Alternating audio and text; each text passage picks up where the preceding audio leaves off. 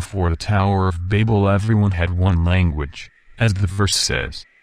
And the Lord said, "They are one people, and they speak one language," and they began to build it. Soon nothing can stop what they plan to do. Come, let us go down and confuse the language you speak so that you no longer understand each other. But we have in the lineage of the previous chapter the following verse. These were the sons of Javan, Elishah, Tarshish, Kittim, and Rodanim.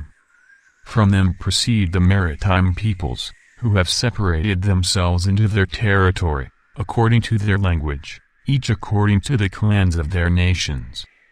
Some people think this is a contradiction, citing a fact in the previous verse that did not occur in the later verse. What in fact is the search merely to seek a contradiction where there is none?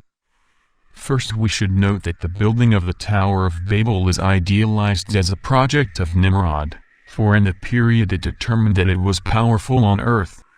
And Cush begat Nimrod, it began to be powerful on earth. The point is that in verse 10 we have the genealogy, and quotes the final generation of Japheth. If we look at the organized diagram of the generations of Noah's 3 sons, we have that such are in Nimrod's line of existence. Thus, in these individuals the mixing of languages occurs. In fact, if we read chapter 11 and verse 10, we have, "These are the generations of Shem. She was not 100 years old, and begat Arphaxad 2 years after the flood."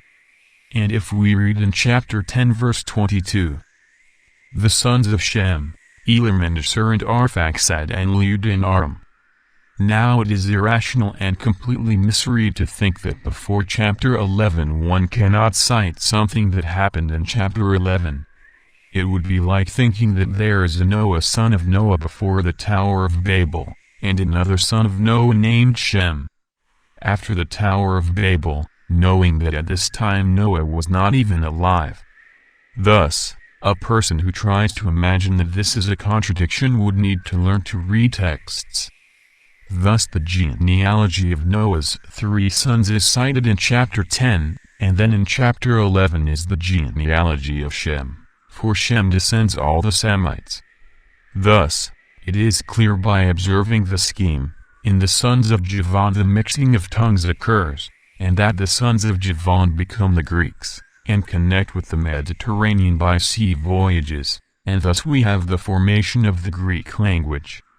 Already in the sons of Shem we have the fixation on the Euphrates, to their extreme in Ur of the Chaldeans, generating the dialects, in the case of Abraham the Ugaritic, which is linked to the Semitic languages.